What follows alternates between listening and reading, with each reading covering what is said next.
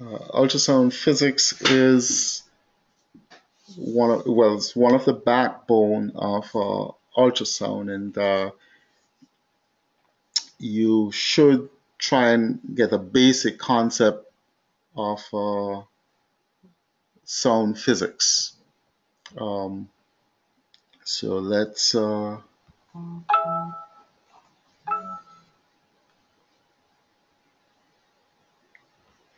right. So what we're going to do in this session, we're going to look at the basic physics of vibrational motion and pendulum motion because it give us a very good insight into to ultrasound physics. So the vibrational motion and pendulum motion is similar to the motion of the particles in air. And when we talk about how sound travels, understanding vibrational motion and pendulum motion is important because sound travels by our wave travels by the vibration of particles. When we're talking about sound wave in particularly, the particles in air or whatever medium that the sound is traveling vibrate. So just having a basic understanding of vibrational motion and pendulum motion is important. And then we're going to look at the properties of of waves because if we say something is a wave, it should satisfy these properties. All waves have certain properties. We talk about wavelength, we talk about the amplitude, we talk about the period, we talk about frequency. So all waves have these things. And then we're going to look at the different categories of waves, uh, in particular sound waves. And boundary behavior. That is, when the sound travels, say, through air, and then it have to travel through, say, water, or it have to travel to a different media, then or a different medium. Then, when it gets to the the interface between those different media, that we call that's the wave have a particular behavior we call boundary behavior. And all of this is leading up to sound waves. I mean, because that's what we plan to look at, sound wave. um, so let's all right. So when waves is extremely important in our everyday existence, and we take it for granted that a lot of stuff around us is because of wave phenomena, wave behavior. But we see stuff around us because of light waves. You know, the light traveling from the sun reach us on Earth, and that is why we have that's why we exist. That's why you have uh, existence on Earth. If that didn't occur, then we'd be frozen. Okay, we'd be frozen solid. But the light wave travels from the sun and reach the Earth. Okay, um, we can work out. We know the distance of the sun from the Earth. We know the speed of light, and we can determine uh, how long it takes, say, a light ray to travel from the sun to the earth. We can work that out because we know the distance, we know the speed, so we can work that out. But the reason why you have existence, uh, living creatures and existence on earth is because of light wave. You know, we hear stuff around us because of sound wave. Okay, uh, the sound travels through hair, or it travels through whatever media you're in. Because if you're sitting in, say, separate rooms, you can hear sometime what has been said in the room beside it, and the sound wave will travel through the wall. But we're more familiar with sound wave traveling through here. When the sound wave travels through here, the sound energy cause the particles in the hair to vibrate, and these vibrations set up series of vibrations which travel through hair or whatever medium uh, you're talking about. Similarly, uh, light wave, the light energy cause these particles, the electrons in whatever media to vibrate, and these particles vibrate and transmit the wave phenomenon. So that's basically. So that is why vibration is important. It's just the back and forth motion, and you move from a resting position, you go to one extremity, and then you go to the other extremity.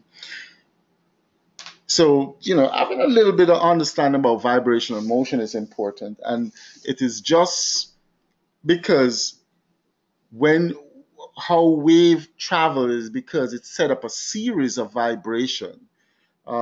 So, just like a pendulum swing, you're going to have the pendulum swing into one. Well, it starts in this is the equilibrium position, and then if you swing it to the left, and then it comes back, it reaches equilibrium position, then it goes to the right, and it continues this motion.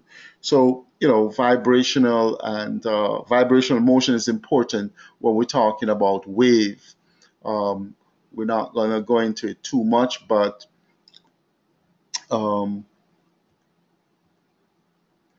all right. So wave travels through the vibration of the particles.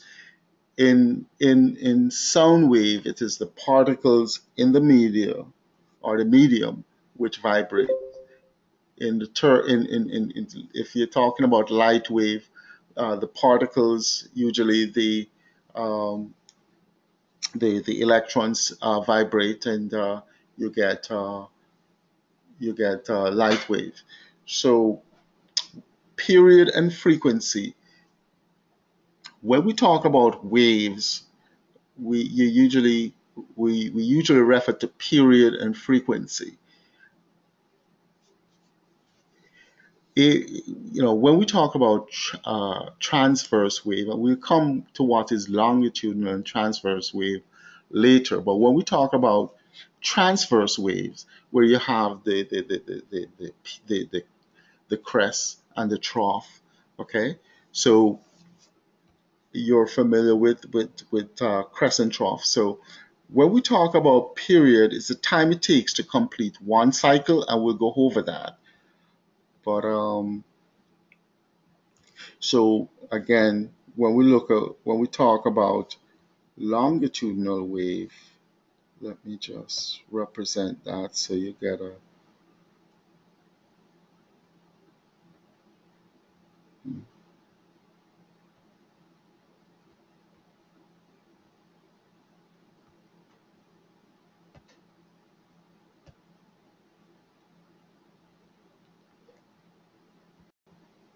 Okay. So when we talk about this is the type of wave you guys are familiar with.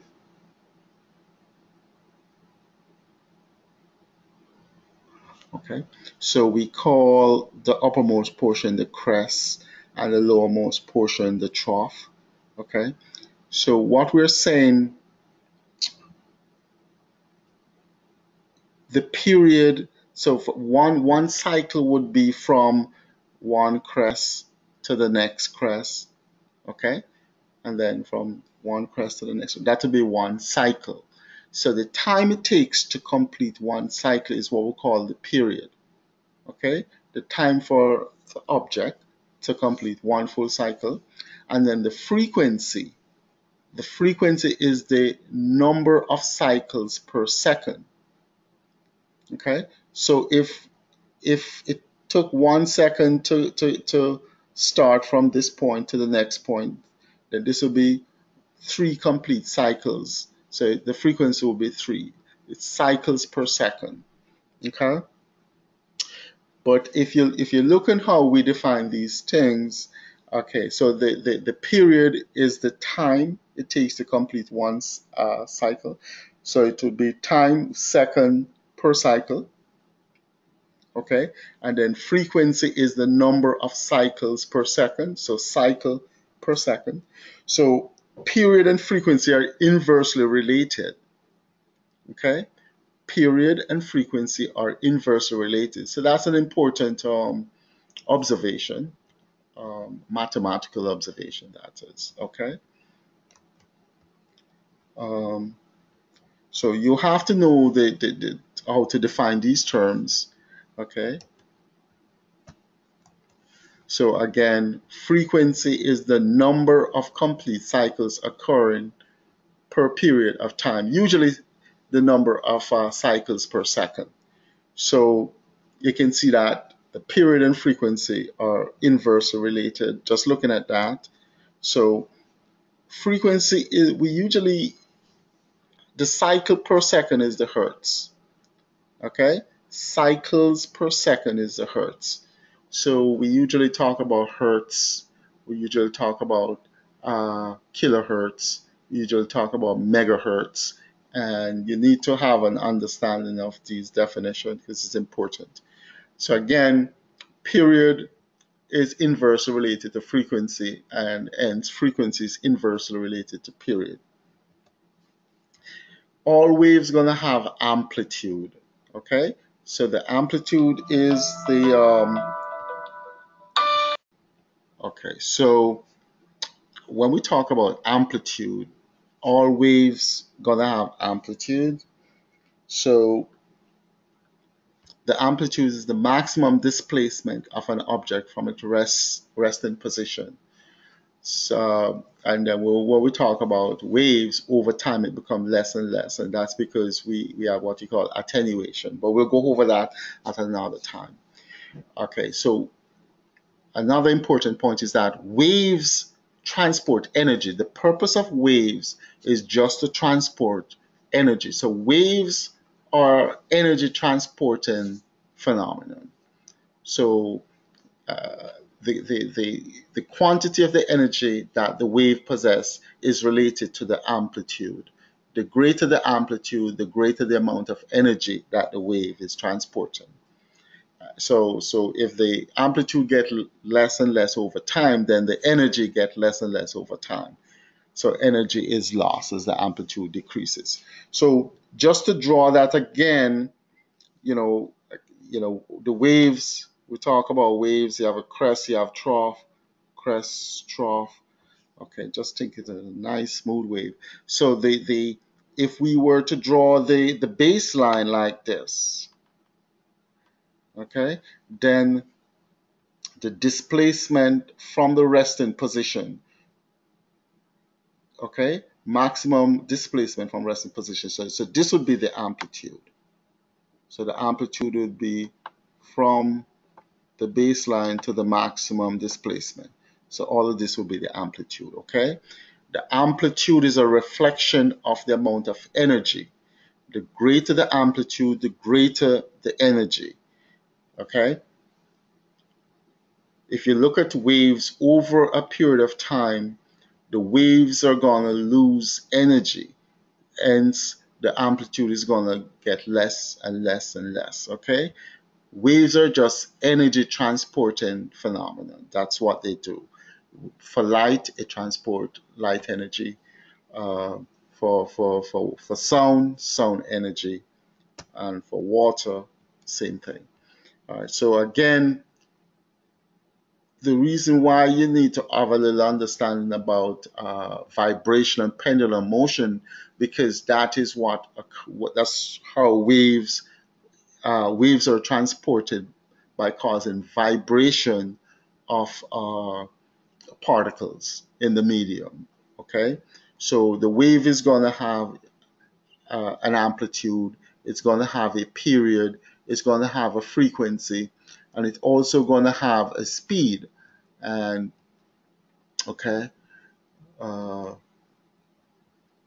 we're not going to go into that. Um, but when we, when we do ultrasound, we commonly talk about a pulse. We, we usually talk about pulse, and when we say a pulse, it's really a single disturbance moving through a medium from one location to another. So when you do ultrasound of, say, someone's heart, you turn on your machine and the probe is on. That probe is gonna generate, say, uh, it's gonna generate a pulse, and that pulse may consist of, say, 4, 5, 6 cycles, and it stop. It's gonna generate a pulse, stop, generate a pulse, stop. Okay, and the pulse usually comprises, say, 5 or 6 cycles, and that is going to travel to the tissue. It's going to reflect from the tissue and come back to the probe. All right. So it's going to travel from the probe to the tissue you're looking at by causing the particles to vibrate. So you're going to generate the sound wave in the probe. So you're going to convert electric energy into sound energy. The electric energy going to cause vibration of the crystals in the probe.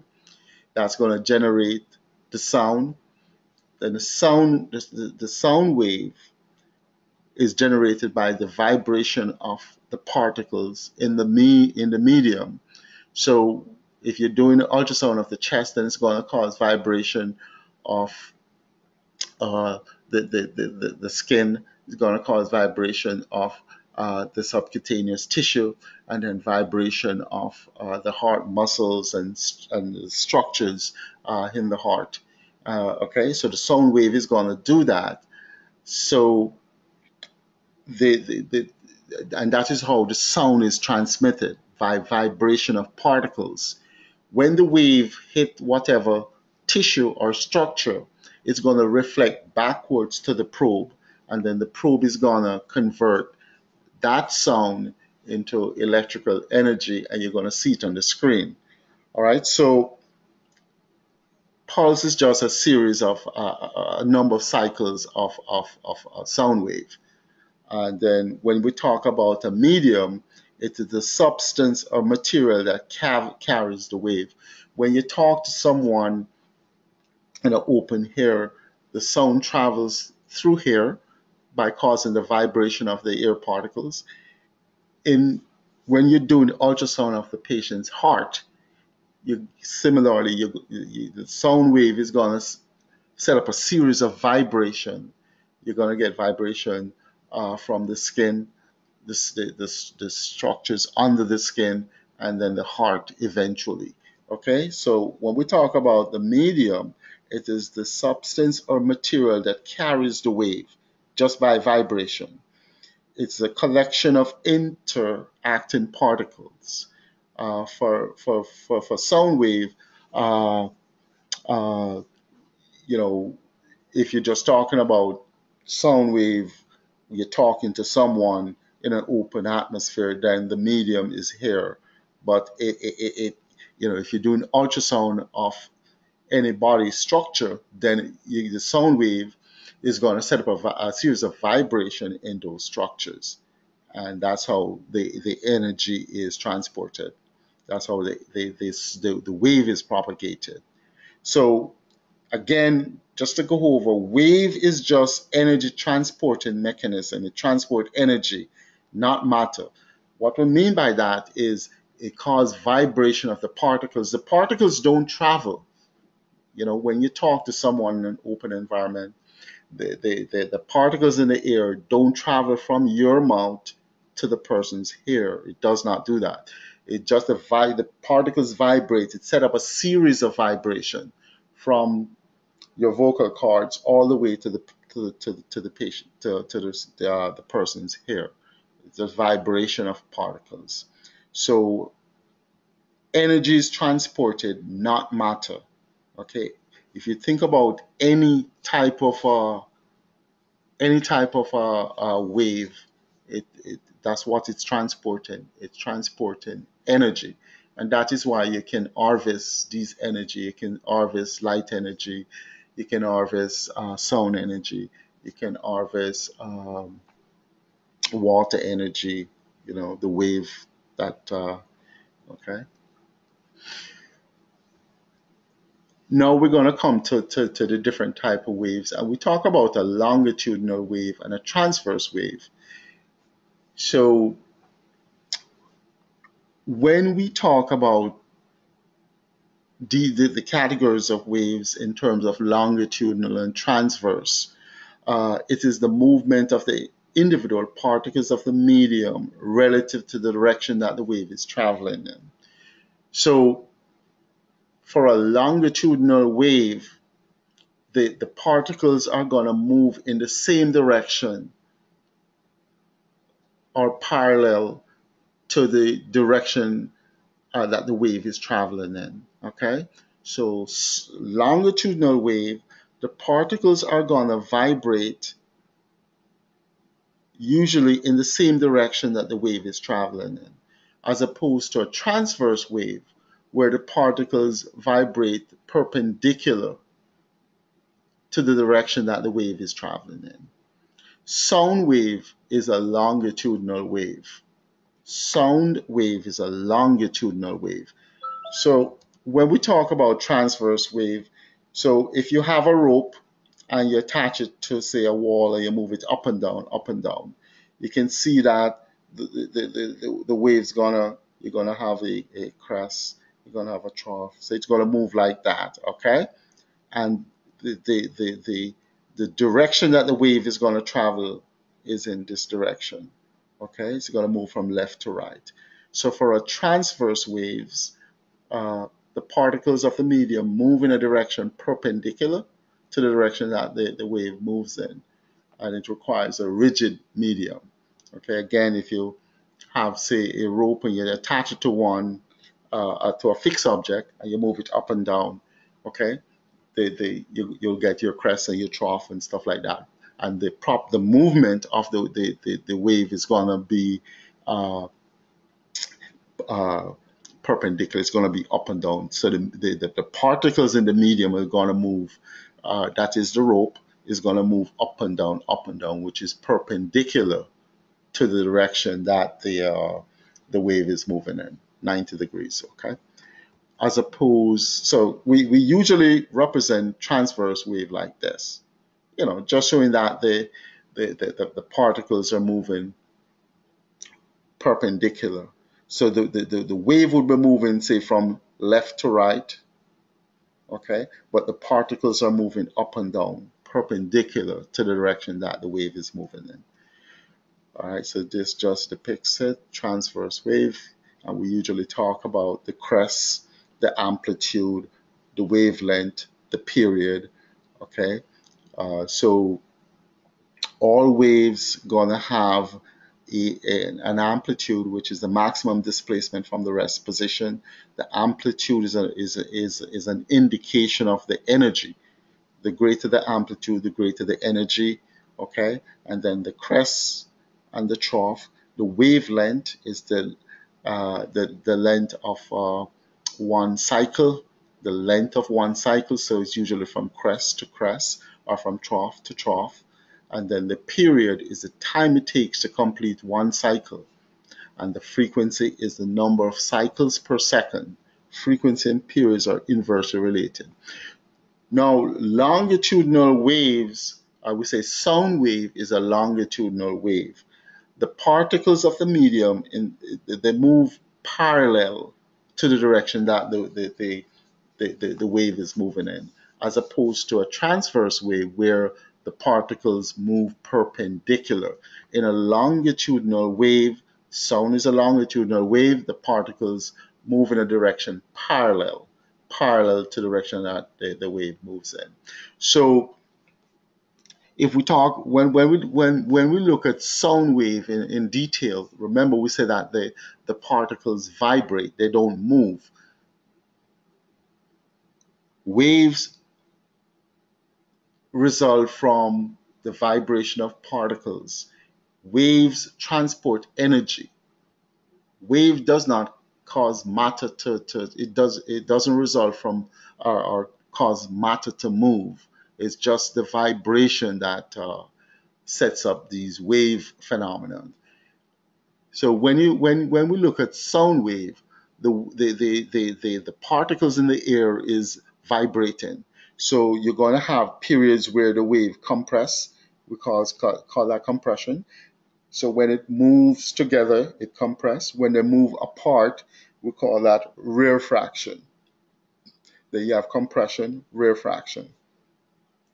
So when you look at longitudinal waves, of which sound is an example, sound wave is an example, you're going to have these compression zone and rarefaction zone, compression zone, rarefaction zone. So longitudinal waves are represented somewhat like this, where you have your compression zone, rarefaction where the wave spreads apart, or the particles spreads apart, where the particles are compressed. Because the particles are vibrating, they are not moving out of place, they're just vibrating. So compression is synonymous to your crest, and the rarefaction uh, is synonymous to your trough. So you can still measure your wavelength, which is from compression to compression, or from rarefaction to rarefaction. Okay? So again, longitudinal waves, the particles of the medium moves in a direction parallel to the direction that the waves is moving in. And sound wave is an example. Okay.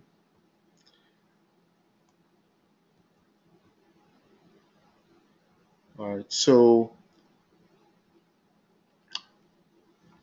another broad category of waves, we talk about electromagnetic and mechanical waves.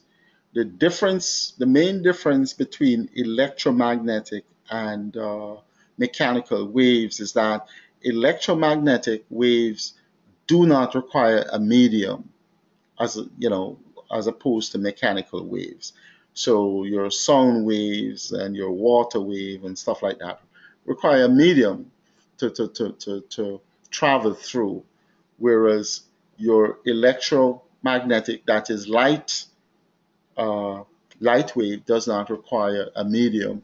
And that is important to us on Earth because, you know, the, the sun is very far from us, and there are periods where the sun travels through that there is no medium.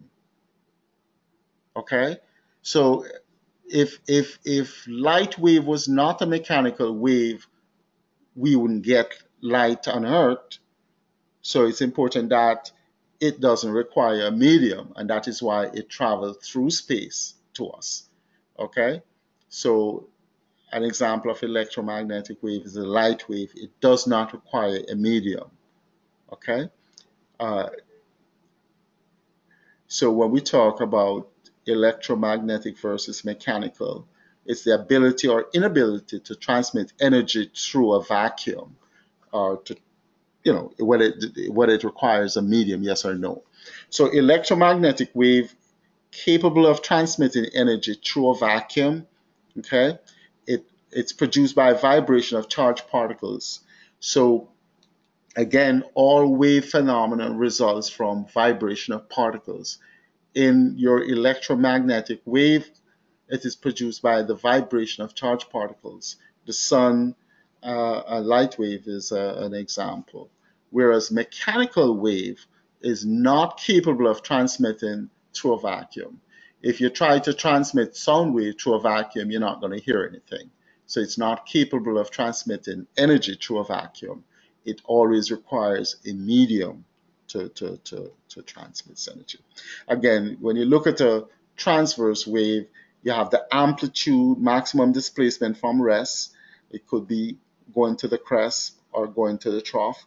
Then we have, if the direction of the wave travel is like that, okay, then we talk about the wavelength, which is the distance. Length is a distance from one crest to the next crest, trough to trough. So it's the distance of one cycle. The period is the time it takes to complete one cycle. The frequency is the number of cycles per second. Cycles per second is the hertz. You need to know these definition. It's important. All right. Again, when you look at the transverse wave, the particles of the medium are displaced perpendicular to the direction of the energy transport. Okay. Um, you will have an equilibrium or a rest position. The crest, the point on the point on the medium that exhibit the maximum amount of positive or upward displacement from rest. So the crest is the maximum point upward from rest. Okay, so you're all familiar with that. And then your trough is the point in the medium that exhibits the maximum amount of negative or downward displacement from rest. Those are basic definition of crest and trough. So the crest is usually the upward portion, the trough is the lowermost portion. And then the amplitude is the maximum displacement of a particle on the medium from its rest position. It could be from the rest to crest or rest to trough. Okay, and then the wavelength is the length of one complete wave cycle, the distance from crest to crest or from trough to trough. And then when we talk about a longitudinal wave, we said that the compression is synonymous with the crest, rarefaction to trough, and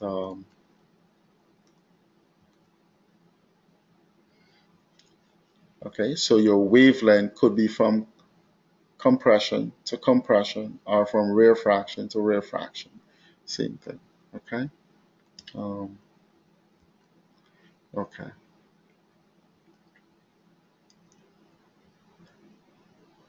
So again, you know, waves transport energy. The purpose of waves is energy transporting phenomenon. That's what it does. And if you can measure the amplitude is or the amount of energy that the wave is transporting is proportional to the amplitude. Usually the amplitude square, but essentially it's proportional to the amplitude. So we're going to stop here.